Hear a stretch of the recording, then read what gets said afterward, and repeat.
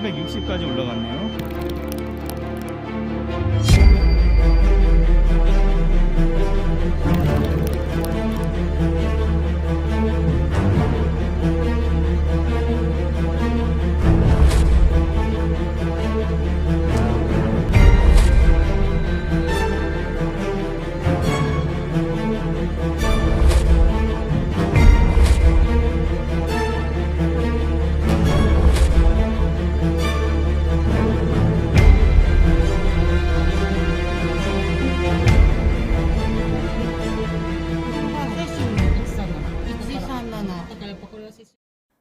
후쿠시마 원전 사고 13년, 현재의 상황은 어떤 모습으로 바뀌어 있었을까요? 그리고 일본 정부와 도쿄전력, IAEA가 주장하는 것처럼 후쿠시마 원전 오염수 방류는 안전한 것인지, 윤석열 정부가 말하는 과학적 증명은 사실인 것인지, 저희 시사발전소 취재팀은 후쿠시마의 진실을 확인하기 위해 현지에서 처음부터 이 내용을 조명해 보고자 했습니다.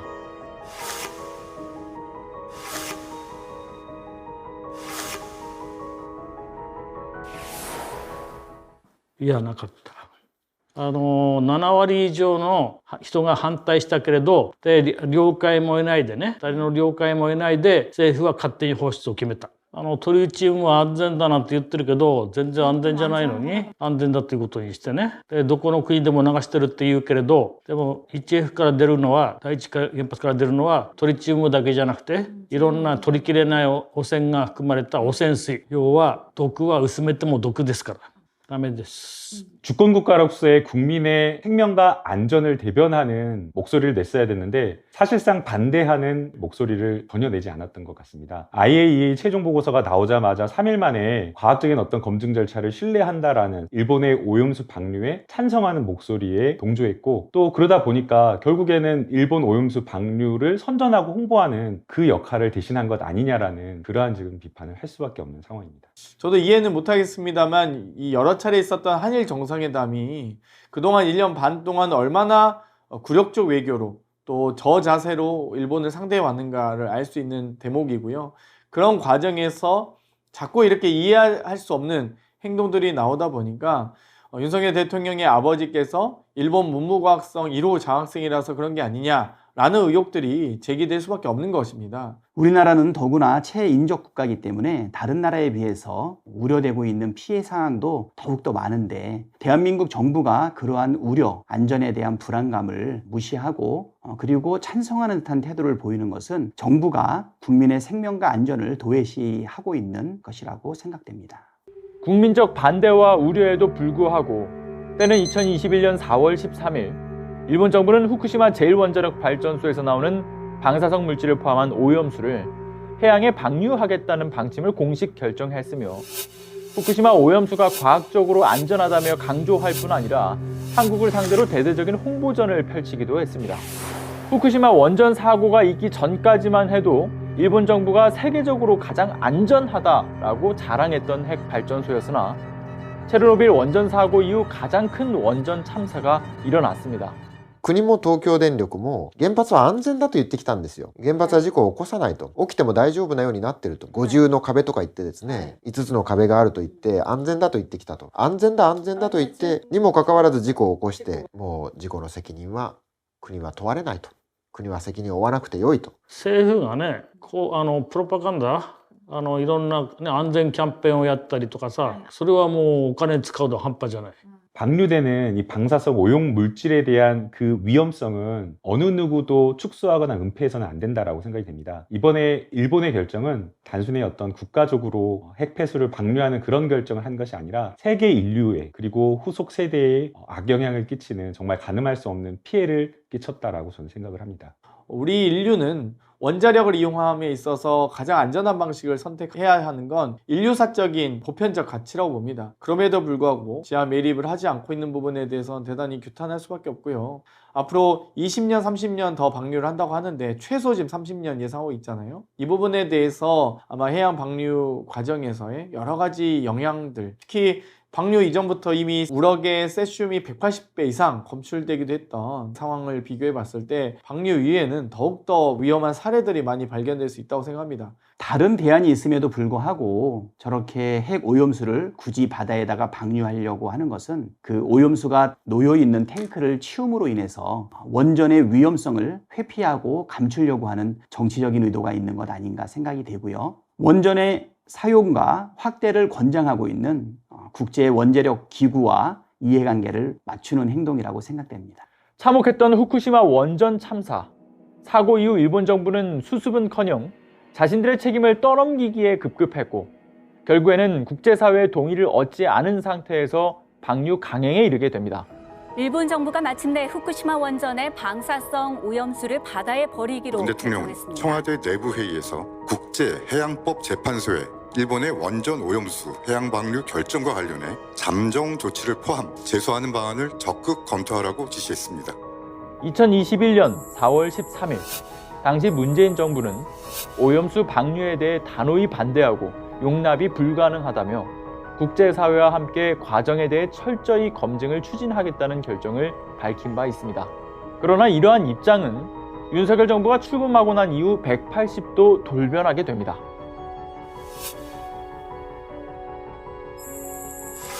일본에서도 후쿠시마 원전이 폭발한 것은 아니다. 지진하고 해일이 있어서 피해가 컸지만 원전 자체가 붕괴된 것은 아니다. 그러니까 방사능 유출은 기본적으로 안 됐다. 윤석열 당시 대선 후보가 한 언론사와의 인터뷰 과정에서 했던 발언이었습니다.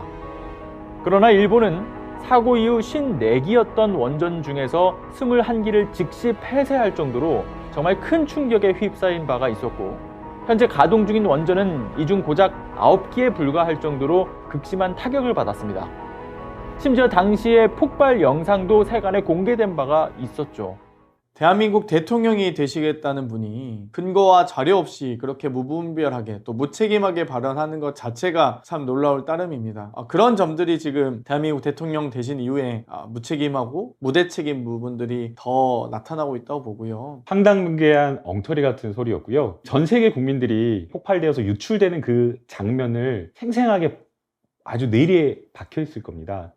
그런데 그것을 기억하지 못하고 완전히 엉뚱한 소리를 했고요. 대선 기간에 그러한 것이 한 번이 아니었기 때문에 여기에 어떤 말을 붙이기가 어려울 것 같습니다. 사실과 전혀 맞지 않는 생뚱맞은 발언이라고 생각을 합니다. 문제는 후쿠시마 핵 오염수를 대하는 윤석열 대통령과 정부의 태도를 보게 되면 어쩌면 정말 핵폭발이 없고 그리고 방사능 유출이 없다고 믿는 것은 아닌지 의심됩니다. 何らかの爆発的事象があったことを伝えました。先ほど11時1分に水素爆発が起きました。 보시는 것처럼 당시 후쿠시마 원전의 피해는 심각했고 전 세계가 이 문제로 떠들썩했습니다.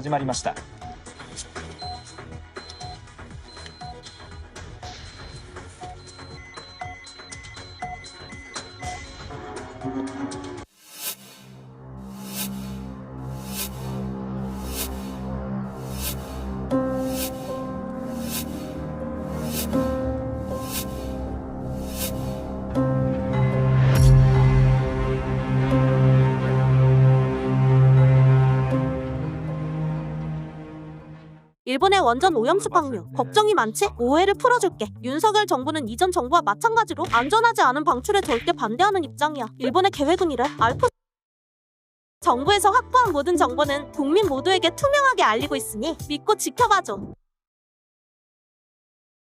커피 한 잔을 드셔도 그리고 우유 한 잔을 드셔도 계란 하나를 드셔도 다 방사성 물질이 들어있기 때문에 피폭을 받습니다. 괴담이 아니라 과학적인 진실을 바탕으로 국민의 안전에 최선을 다하는 정부가 될 것입니다. 정말 국익적인 관점에서 다른 것도 아니고 국민의 생명과 건강에 미칠 영향을 평가하는 것이기 때문에 정치 논리나 경제 논리 이런 것들이 들어가서는 안 된다라고 생각이 됩니다. 더군다나 이 오염수, 핵폐수가 방류되었을 때에 생태계에 미치는 영향뿐만 아니라 국민 몸속 인체에 축적되는 어떤 그러한 건강에 대한 우려를 생각한다라고 하면 그 위험성을 최대한 낮추는 그 방향으로 방법을 찾는 그 노력을 했었어야 됐는데 지금 이 정부는 오히려 그런 우려를 주장하는 주장하는 것을 괴담이라고 치부하면서 과학적 근거가 없는 것을 가지고 유튜브를 가지고 막 홍보를 한다든지, 그리고 더 나아가서 그것을 일본의 돈으로 하는 것도 아니고 국민의 세금으로 한다는 것 자체가 이것은 국익을 침해하는 행위라고 생각이 됩니다. 80%가 넘는 국민이 핵오염수의 방류를 반대하고 있는데 오로지 윤석열 대통령과 한국 정부만이 국민의 생각과는 다르게 청개구리와 같은 행동을 하고 있다고 보이고요. 앞으로 추후에 일본이 수산물에 대한 수입을 요청할 때가 됐을 때 후쿠시마 핵오염수 해양 방류가 안전하다고 주장했던 한국 정부가 일본의 수산물 수입을 어떻게 거절할 수 있을지 그것도 사실 의심스럽습니다. 정부가 친일에 눈이 멀어서 계속 국민의 생각과 다른 행동을 하고 있는데 이렇게 되면 국민이 정부를 버리지 않을까 생각됩니다. 주무부처가 아닌 문체부에서 국민의 세금을 들여서 또 공식 영상을 통해 일본 정부 입장을 대변한다고 하는 것은 정말 있을 수도 없고 있어서도 안 된다고 생각합니다. 즉각 관련 예산을 전액 삭감하시고 국민께 사과하시길 바랍니다. 지난 8월 17일 일본의 아사히 신문에 따르면 윤 정권이나 여당 내에서는 당면 현안인 후쿠시마 제1원전의 오염수 방출이 불가피하다면 오히려 총선의 악영향이 적은 시기에 조기 실시를 요구하는 목소리가 나오고 있으며 이 의향은 일본 측에도 비공식적으로 전달되고 있어서 일본 정부의 판단에도 영향을 미칠 것으로 보인다. 이러한 보도가 있었습니다. 인접 국가인 한국 정부와 여당의 이러한 노력이 있었던 것인지 일본 후쿠시마 원전 오염수는 세계 각국의 반대 여론에도 불구하고 무단 투기가 강행된 것입니다. 후쿠시마 정상화를 외치던 일본 정부의 주장과는 달리 원전 주변은 여전히 동일본 대지진이 일어난 당시의 모습 그대로 시간이 멈춰져 있는 상황이었습니다. 여전히 피해가 복구되지 않은 상황에서 고위험 방사능 물질이 아직도 새고 있음에도 불구하고 11월 2일 대책도 없는 방류가 3차까지 강행됩니다. 일본 도쿄 전력이 오늘부터 후쿠시마 원전 오염수의 3차 방류를 시작했습니다. 저희 시사발전소 취재팀은 문제의 진상을 확인하기 위해서 일본 후쿠시마 현지로 출발을 계획합니다. 그리고 먼저 후쿠시마 현지와 국내 다른 일본 지역의 공간 방사선과 방사능 양을 측정했습니다. 지금 저희가 인천공항에 도착을 했고요. 7시 5분 차를 타고 나리타 공항으로 이동을 할 예정입니다. 10시 35분에 도착을 하죠? 네, 맞습니다. 네. 근데 저희가 이제 도착을 해서 개인 선량을 또 측정을 해주는 장비를 가지고 있는데 저희가 나리타에서도 한번 재고 그리고 후쿠시마에서도 잴 예정이라서 일단은 저희가 현지 내에서 이제 어느 정도 나오는지 그걸 먼저 측정을 하고 나서 예, 넘어와서 또 측정을 하는 걸로 하겠습니다. 예, 지금 보시면 저희가 이제 그 IAEA가 연간 이제 일반인 선량 한도를 1mS를 초과하면 안 된다 이렇게 나오지 않습니까? 저희가 여기 지금 나오는 거는 마이크로시버트입니다. 그러니까 1mS를 365일로 나누면 이 마이크로시버트가 3까지를 이제 제한한다라고 보시면 될 것 같고 지금 보시면 여기 최대 측정값이라고 나오고 있는 게 지금 이제 누적되는 수치인 거고요. 현재 지금 마이크로시버트가 한 0.1, 0.9 정도라서 이 정도면 그냥 일반적인 수치 정도다라고 보시면 될 것 같아요. 이게 개인의 지금 피폭 정도, 그러니까 선량을 측정하는 거기 때문에 이렇게 들고 계시면은 확인을 할 수가 있고요. 자, 지금 보면은 네, 비슷한 수치로 나오죠. 0.06. 예, 0.1을 넘어서지 않는 정도라고 보시면 될 것 같아요. 앞서 IAEA가 주장하고 있는 기준치 연간 1mS에 대해서 말씀드렸는데요. 중요한 것은 과학적으로 안전한 방사능 수치란 존재하지 않는다는 점입니다. 엑스레이, CT, 비파괴 검사를 비롯해서 우리가 인류의 과학기술이 발전함에 따라 이 과학의 기술을 누리기 위한 피할 수 없는 방사선에 대해서는 최소한의 장치로 마련해 놓은 수치는 있습니다. 그러나 1977년 국제적으로 제정된 알랄라의 원칙에서도 그리고 미국 환경보호청 입장에서도 이 과학적으로 안전한 방사선 양이 없으니 최대한 방사선 양을 줄여야 한다라고 밝혀왔습니다. 그 이유는 기준치 이하라고 하더라도 방사성 핵종이 사람의 몸에 어떤 방식으로 질병을 유발할지 이에 대한 과학적 입증이 불가능하기 때문인 겁니다. 皆様、当機は間もなく成田国際空港に到着いたします。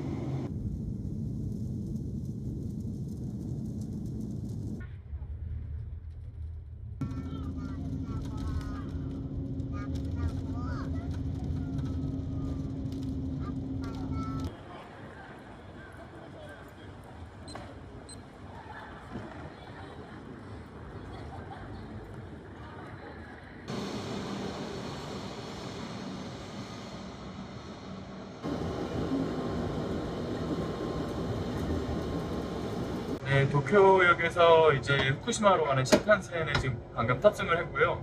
저희 둘을 포함해서 이제 니시다상도 같이 탑승을 했죠. 예, 지금 방금 신칸센 타고 후쿠시마 역에 도착을 했습니다. 근데 의외로 굉장히 또 많은 사람들이 후쿠시마 역에 내리고 있네요. 후쿠시마 역에는 저희 취재팀이 생각한 것보다는 많은 사람들이 내렸습니다. 그리고 후쿠시마 역 인근에서도 사람의 수는 적지만 원전 사고가 있었다고 보기 힘들 정도로 활기를 띠고 있었기 때문에 처음에는 적잖이 당황할 수밖에 없었습니다. 게다가 역사 안에 위치한 편의점에서는 더욱 당황을 금치 못할 일들도 있었는데요. 바로 후쿠시마산 물을 버젓이 판매 및 홍보하고 있었다는 점입니다. 이거 뭐라고 써 있는 건가요? 이거 지금 후쿠시마 물이라고 적혀 있고요.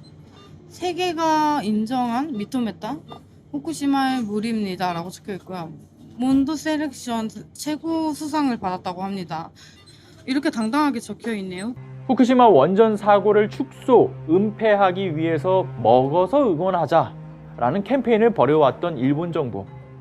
일본 국민들의 반응은 싸늘했지만 이는 여전히 계속되고 있었던 겁니다. 다만 국민적 불안과 분노 여론 탓인지 이 후쿠시마 곳곳에는 방사능 측정기가 설치, 운용되고 있는 모습을 확인할 수 있었습니다.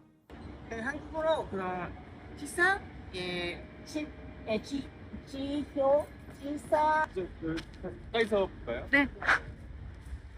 지금 현재 그 방사성 양을 측정하고 있는 건데 마이크로시버트 아워라고 되어 있죠. 지금 0.12 마이크로시버트 아워가 나오는데 네. 이게 지금 50cm에서부터 한 1m까지의 그 높이에서 양을 측정을 하고 있는 거라고 해요.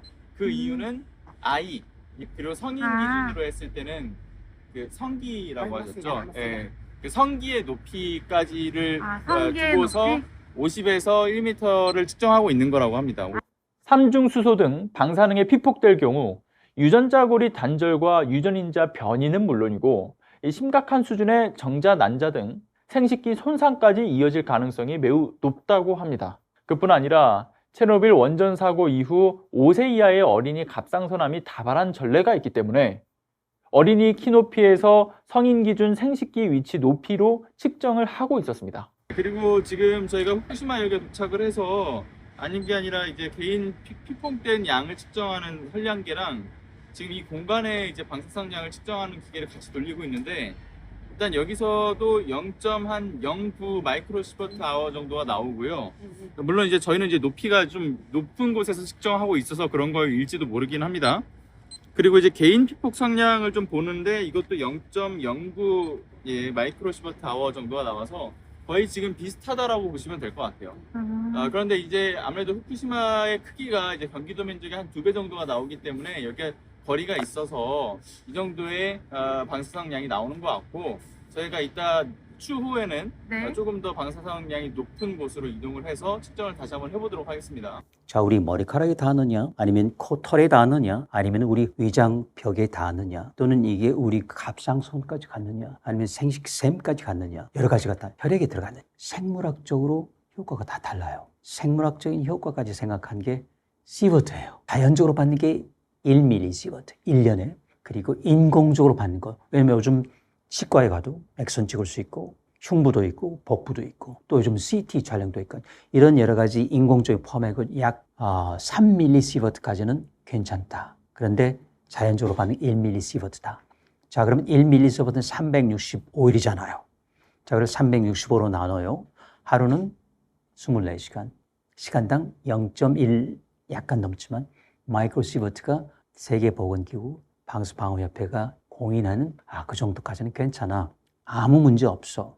라는 그 숫자가 나오는 거예요. 그런데 실제로는 그보다 더 높을 수도 있어요. 성체, 건강하냐? 아니면 노약자이면 상황이 달라요. 면역력이 떨어지니까. 임산부 달라요. 왜냐하면 태아가 있으니까. 병약자 달라요. 어린아이 달라요. いうのが汚染水放流の時にかなり報道 일단은 여기가 멈춰 있는 곳이 아니다 보니까 이게 제대로 된 측정은 어렵겠지만 0.14 마이크로시버트 정도 나오고요.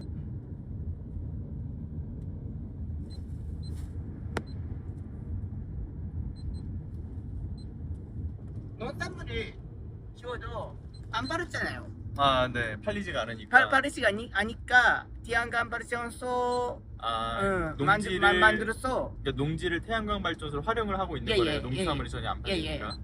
그런 농가가 정말 많습니다.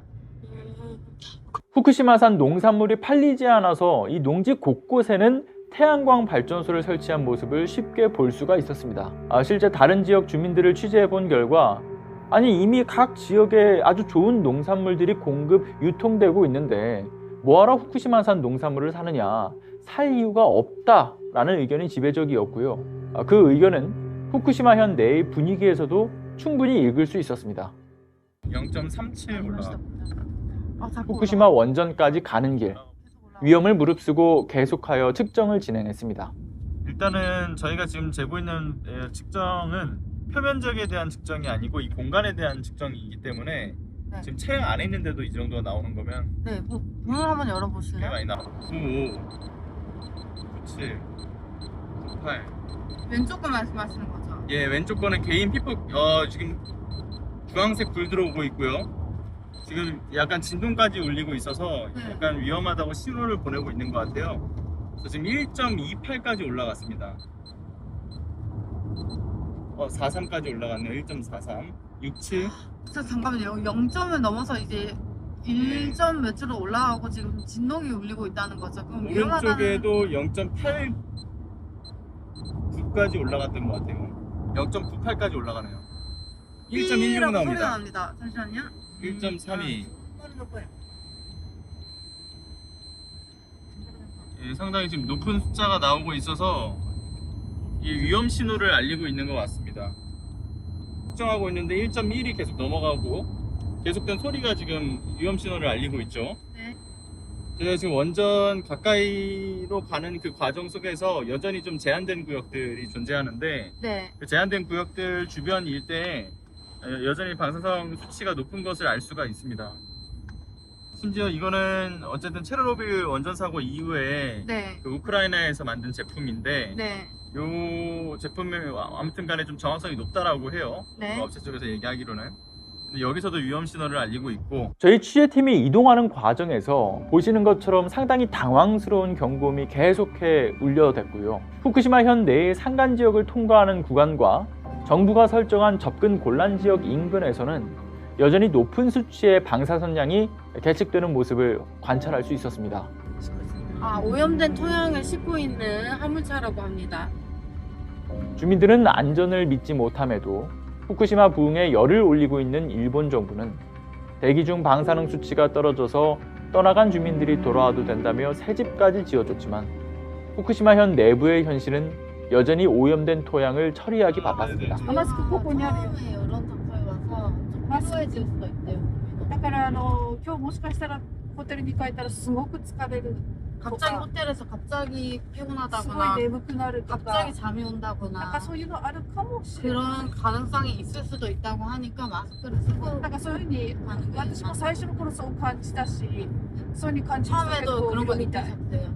처음 원전 사고 이제 그러니까 이런 장소에 처음 방문하게 되면은 엄청난 피로도를 몸이 체감한다고 합니다.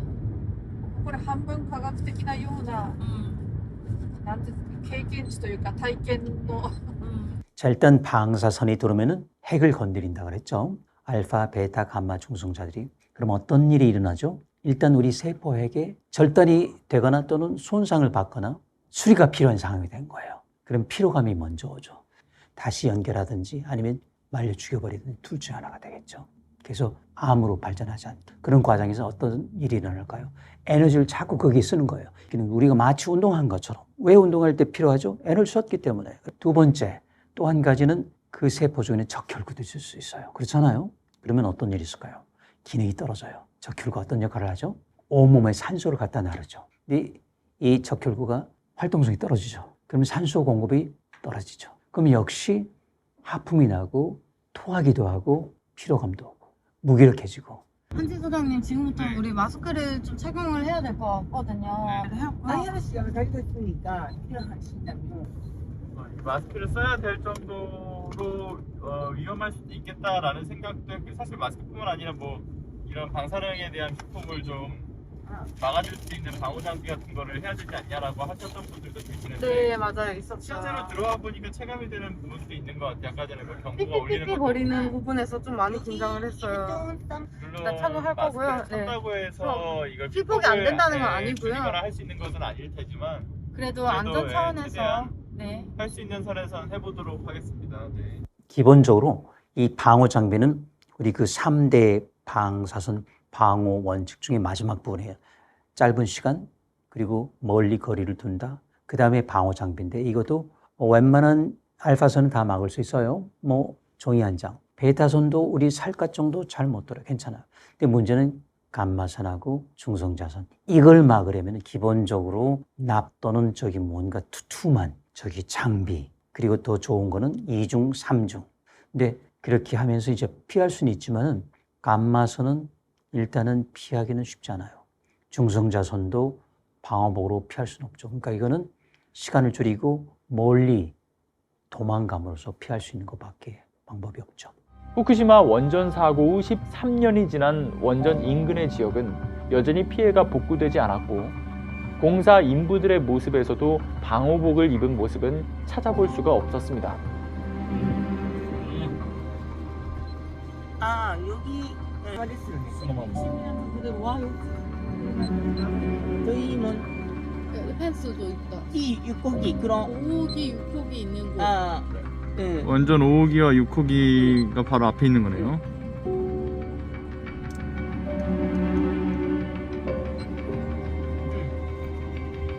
ここでだから河野さんも測ってるところを河野さんが測ってるところも全部撮影も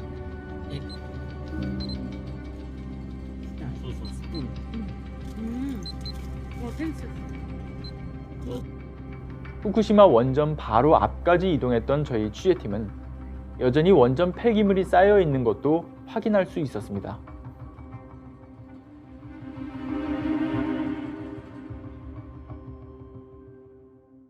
잠깐만요. 3.4까지 3.6 올라갔네요. 예, 4까지 올라갔습니다. 지금 4.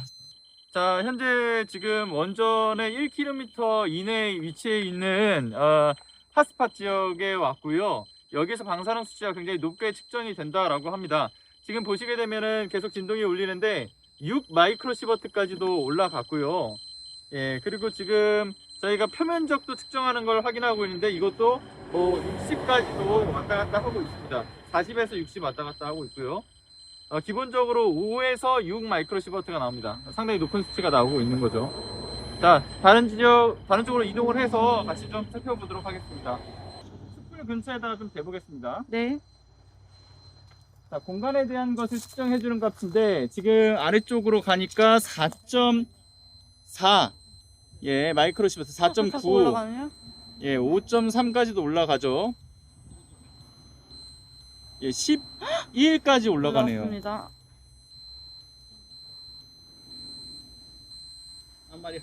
제 옆에는 이제 콘노시라고 해서요.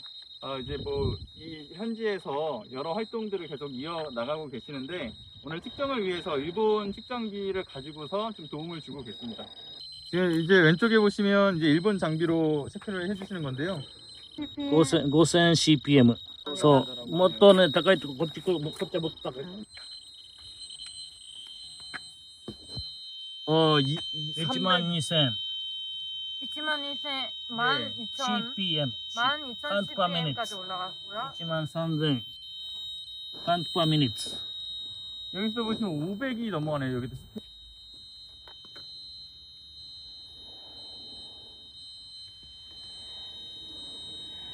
14,000 CPM と 네, 현재 제 앞쪽으로 보이는 곳이 접근 제한 구역으로 설정되어 있는 곳입니다. 일본 정부가 이제 거주도 할 수 없고 이제 활동도 할 수 없는 구역으로 방사성 농도가 굉장히 높은 곳을 이렇게 지정해서 출입을 통제를 하고 있는데요. 중요한 건 이 통제된 구역 바로 앞쪽에서의 표면적도 저희가 측정을 해보니까 상당히 높은 양의 방사성이 계속 계측이 됩니다. 이를테면 지금 표면적을 한번 좀 보도록 하죠. 자, 표면적의 측정값을 보면 지금 600이 넘어가네요. 690, 700, 800. 최대값이 800 CPS, 840. 계속 올라갑니다. 예, 860까지 올라갔네요. 그 정도면은 초당 900개쯤 나오는 거잖아요. 위험한 수준인데 이것도 마찬가지로 잠시면은 괜찮아요. 아까 땅 표면에 있다가 금방 발을 떼면 되는 것처럼 괜찮아요. 그런데 이거는 이제 그 통계 확률적인 부분이라서 괜찮지 않은 사람이 있을 수 있어요. 그 당시에 면역력이 떨어진 상태였다. 왜냐면 일단 세포에는 손상이 가요. 그게 깊지는 않지만 그래서 이게 금방 피로감을 느끼면서 바로 잡으면 고치면 정상이 되는 거죠. 회복이 되는 건데 그렇지 않을 수가 있죠. 두 번째, 사멸될 수도 있어요. 그러니까 껍질처럼 떨어져. 그래도 괜찮아요. 근데 만약에 변형이 됐다면 그건 못 느껴요. 시간이 간 다음까지 10년, 20년. 근데 여태까지는 그게 임상 기록이 없기 때문에 과연 이 사람이 암으로 사망했는데 체르노빌이었었는지 어떤 핵실험이었는지 특히 비키니 섬 같은 그런 주민들 굉장히 많아요. 이제 70년 돼가기 때문에 사망자가 많거든요. 전에는 그 기록이 없었는데 이제는 임상 기록이 생기기 시작한 거죠. 펜스 안쪽으로 손을 넣어서 좀 측정을 해볼게요. 자, 펜스 안쪽도 보면은 3.7에서 3.9 정도의 마이크로시버트가 측정이 되고 있습니다. 자, 아무튼 이렇게 후쿠시마 원전 1km 이내에서의 그 측정값을 많이들 궁금해 하셨을 것 같다고 생각이 들고요.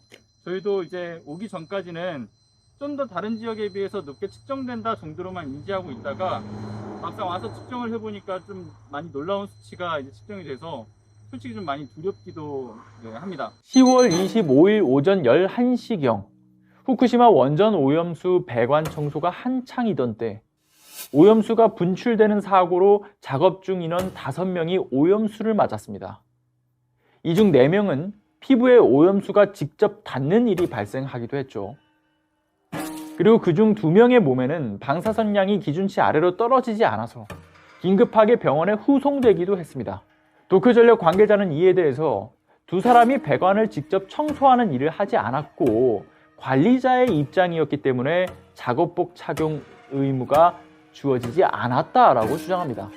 현장에 있는 사람이 관리자 역할이라 방호복을 입지 않아도 되었다. 이러한 무책임한 안전의식이 드러난 것이죠. 이는 후쿠시마 원전 작업 현장은 안전하다라는 전제가 깔려 있어야 하는 것인데 저희가 방문한 원전 인근의 현장은 여전히 높은 수치의 방사능량이 확인되고 있었다는 점입니다.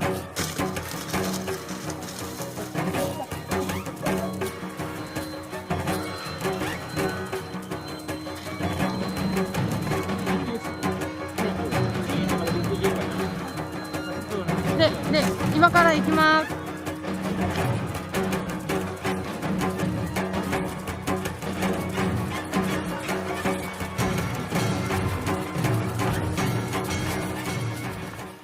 지금 방사능 수치가 높은 지역의 토양을 좀 채취하기 위해서 저희 전문가가 들어가서 지금 채취를 도와주고 계십니다. 너무 들어가지 마시고.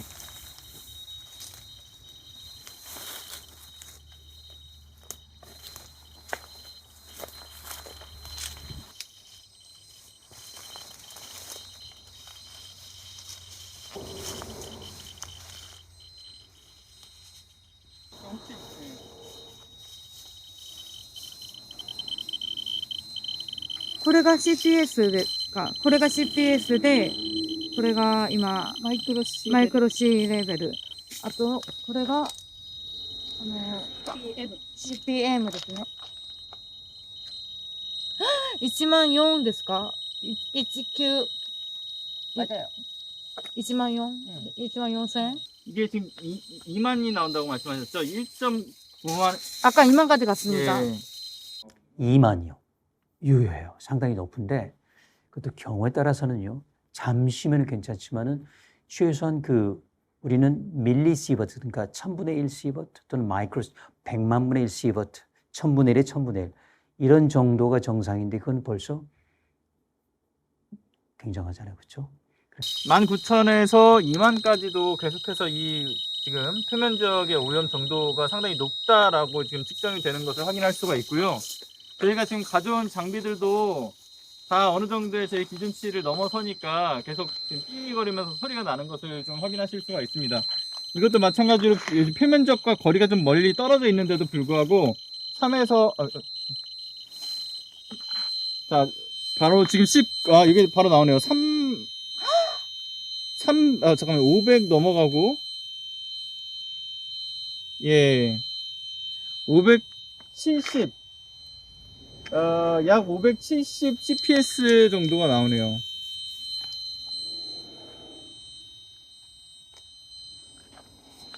저희가 지금 시료를 여기 근처에 있는 오염된 토양을 좀 채취를 했습니다.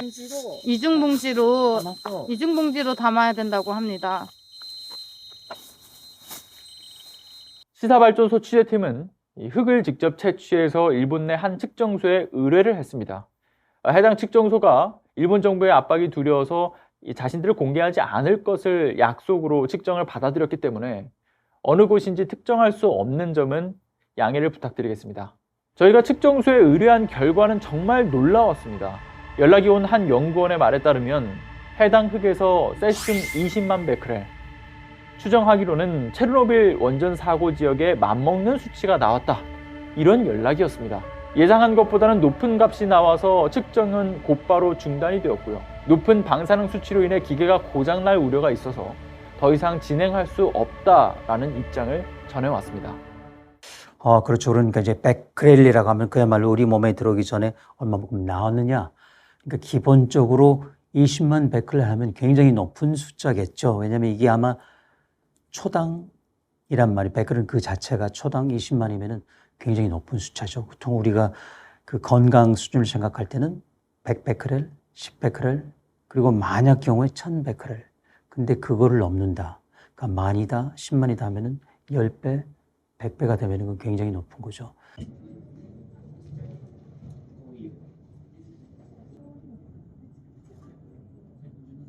저희는 시중에 판매되고 있는 후쿠시마산 농산물이 실제로 어느 정도가 유통되고 있는지를 알아보기 위해서 새벽까지 곳곳의 편의점과 마트들을 살펴보고 있었습니다. 그러던 중 도쿄 시부야의 한 24시 대형 마트에서 후쿠시마산 농산물을 찾을 수 있었습니다. 자, 후쿠시마산이 지금 돈키호테점에 있어서 확인하러 왔는데요. 지금 저희가 두 가지를 찾았잖아요. 이거는 아니에요. 여기는 아니고요. 여기가 보시면 후쿠시마산 오이라고 세 개씩 들어있고요. 그리고 아까 보니까 피망 종류, 파프리카라 해야 되나? 피망 종류에도 피망이에요. 피망. 여기 후쿠시마산이라고 써 있어요. 여기 지금 이렇게 이걸 저희가 남아 있어요. 다른 거는 지금 다 그러네. 다른 데 팔렸는데 이것만 남아있네. 잘 안 팔린다는 얘기잖아요. 저희가 후쿠시마산 오이하고 피망을 좀 사가지고 가볼까 합니다.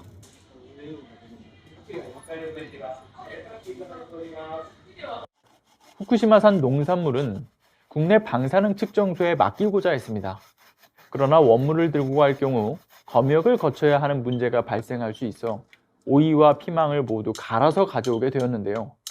추후 다시 확인해 본 결과 식물 검역 대상이 아닌 품종이었다는 것을 확인할 수 있었습니다.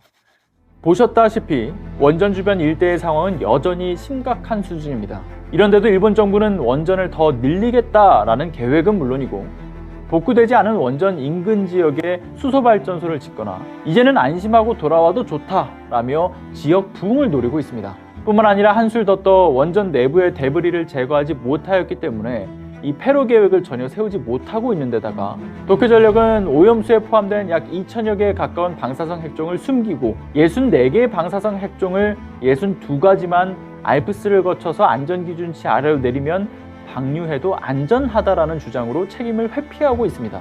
그리고 시간이 거듭될수록 도쿄전력에서 측정하는 방사성 핵종은 점차 줄어들더니 30개로 줄어들었고 어느 순간인가 또 9개 핵종만 측정하며 기만하고 있습니다. 검사하겠다는 핵종들의 데이터 값은 지금껏 제대로 된 공개를 하지 않아왔고 이 9개 핵종에 대한 데이터만 확인시켜져 왔던 자금의 상황들, 공개되어도 안전하다라고 판단되는 핵종에 대해서만 공개하며 이 위험성을 축소, 은폐하려 한다라고 하는 지적을 피할 수 없는 부분입니다. 그렇게 저희 시사발전소 취재팀은 국민의 알 권리와 미래 세대의 안전을 심각하게 위협하는 이 후쿠시마 원전 오염수 방류 테러 행위에 대한 공론화를 하기 위해서 앞으로도 정부가 감춰온 후쿠시마의 진실을 끝까지 밝혀내고자 합니다.